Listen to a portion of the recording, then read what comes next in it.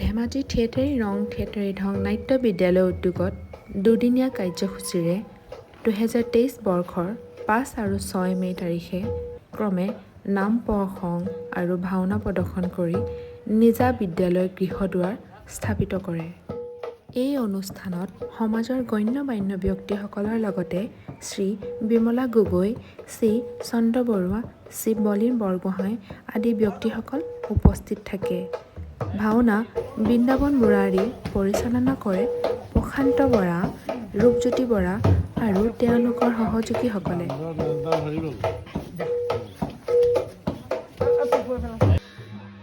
সন্ধিয়া মঞ্চ মুকলি কৰে পথাৰ নাট্য গোষ্ঠীৰ সঞ্চালক পবিত্ৰ চেতিয়াই। ধেমাজি ভেৰপৰা ভকতসকলে গায়ন বায়ন অনুষ্ঠান প্ৰদৰ্শন কৰে।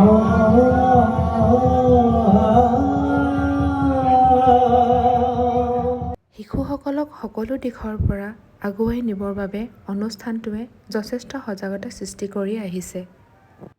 নাট্য বিদ্যালয়খনিৰ পৰিচালিকা দীপাঞ্জলি বৰপাত্ৰ গোহাঁই অশেষ কষ্টৰ বিনিময়ত মাংগলিক অনুষ্ঠানটো সুচাৰুৰূপে উদযাপন কৰিবলৈ সক্ষম হয়।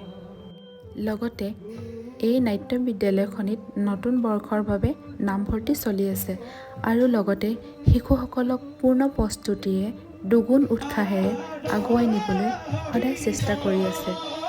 ধেমাজি সাংস্কৃতিক গোষ্ঠী থিয়েটাৰী ৰং থিয়েটাৰী ঢং ভদ্ৰপাৰা ধেমাজি অসম।